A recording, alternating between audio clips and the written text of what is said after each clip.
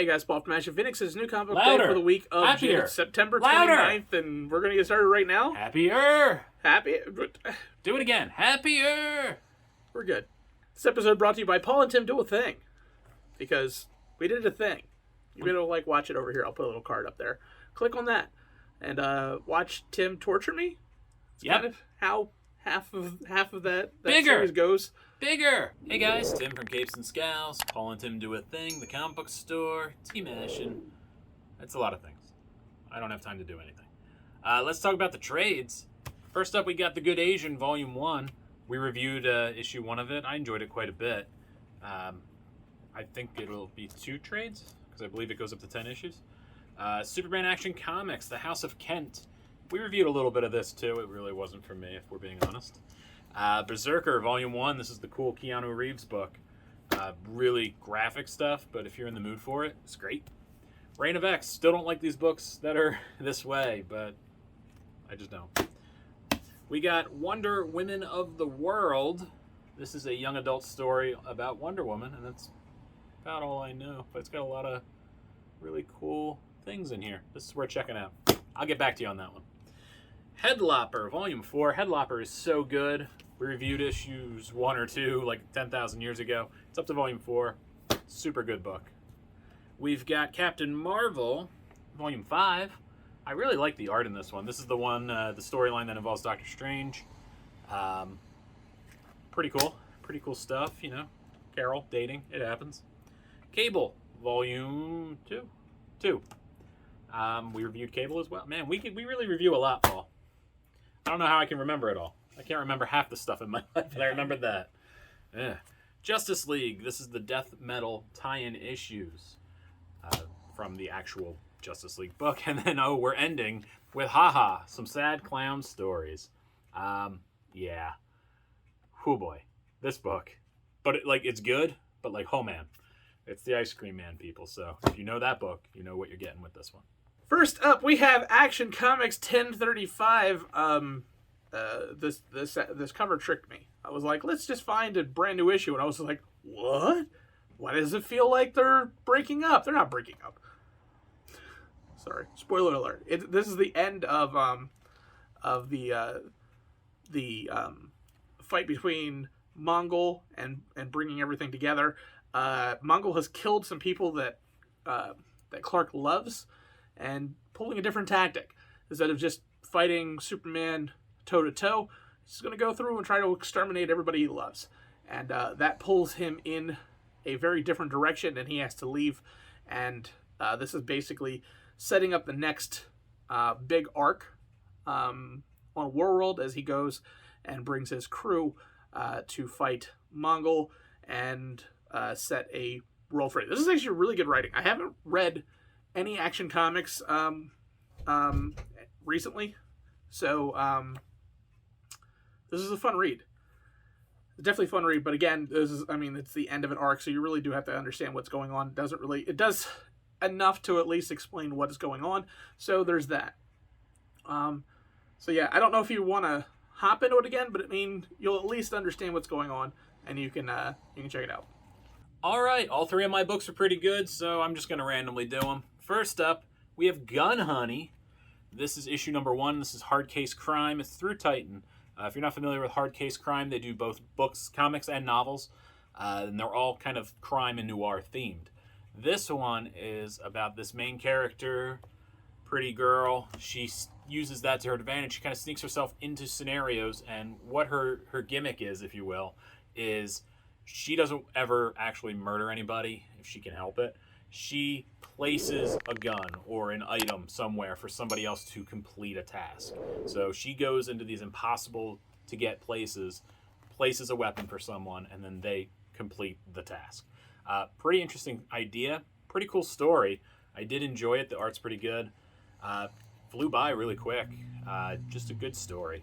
Really good. There's a lot of cool praise on the back. Definitely worth checking out. If you haven't checked out any of the Titan stuff, if you've never done a Hard Case Crime, it's going to be comparable to your Brubaker kind of stuff with Criminal.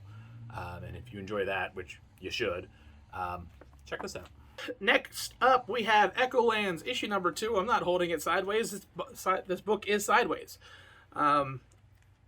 as we deal with the aftermath of the first cataclysmic fight that is going on, we're learning more about some of the extra characters and gaining new people as they try to flee the area. And of course, they're being tracked.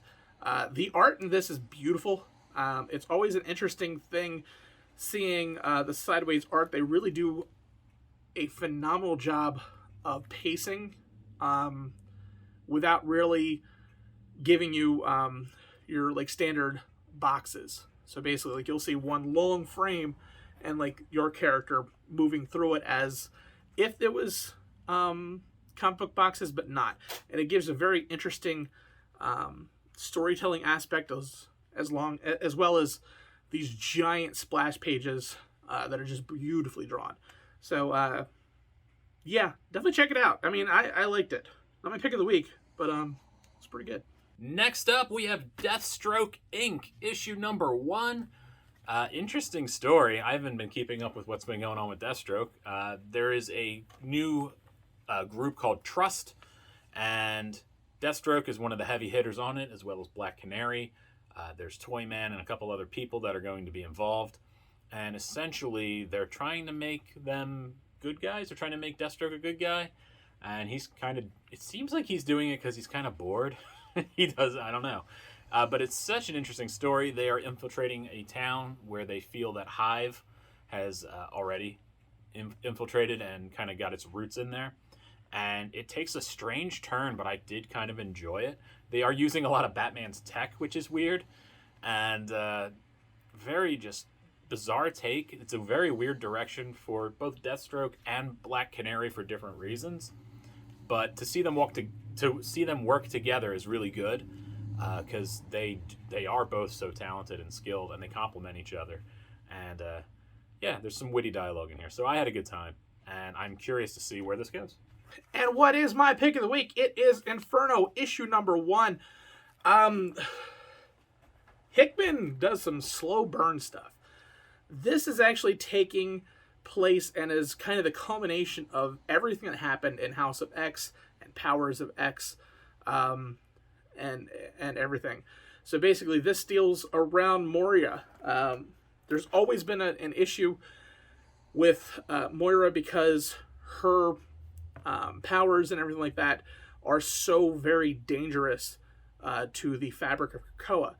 And as a result, she's only had one kind of caveat. Don't let any precogs, any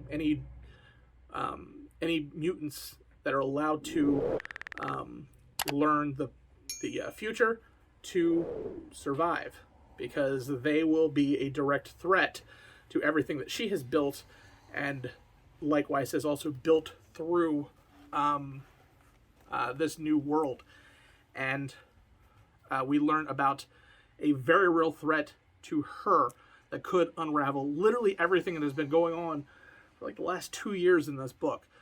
So we are immediately given very high stakes that feel very much more real than a lot of the other X titles that we've had before. Brilliantly told, not nearly as crazy informationally driven as a lot of other Hickman books, but this is just such a good read. I can't wait for more of this. So if you're a fan of the X-Men, this is definitely one to grab. All right, it's time for my pick of the week. Paul, do you know what it is? Not a clue. It's Human Remains from Vault Comics. And I tell you, this is a weird one. Lots of horror elements. This is basically about one day aliens show up, but not in the typical we came from space kind of way. They're very monstery, and they showed up through portals. And it seems like they have a hard time tracking us unless we show emotion. So happiness, sadness, any major emotion will attract them, and they will come and murder you. They're very grisly. The art is super grisly. It's Peter Milligan, who's done a million great things, known for a lot of the Vertigo stuff. This is a lot. I don't want to give away too much, but I just want to really clarify that, like, the violence, I have a feeling when these critters show up and they rip a person apart, it's going to be pretty gruesome. Your main characters are getting married, and, I mean, a wedding, It's a perfect recipe for a disaster of having an emotion, and things do get interesting. I've added this book to my pull bin. I love the idea. I think it's real fun, in a gross, grisly horror kind of way. And if you're down for that, check it out, because this was actually super, super good. I was blown away by it. It's fun. All right, guys, that is it. We are done. Make sure you check us out on Paul and Tim Do a Thing, our second YouTube channel, if you like, where we torture each other with music that the other one doesn't like, typically. And just, yeah, get out to your LCS and buy some of these books. Let us know what you thought of any of the books we reviewed today. Let us know that your store's carrying some of these companies like Vault and Behemoth and all these other kind of companies. And, yeah, just tell us what you thought. I had a good time. I thought it was a pretty cool mix of books this week. So that's about it. Paul loves you, and he bids you adieu. Do you not love them? No, that's not true at all. You don't love them? I do love them. Okay.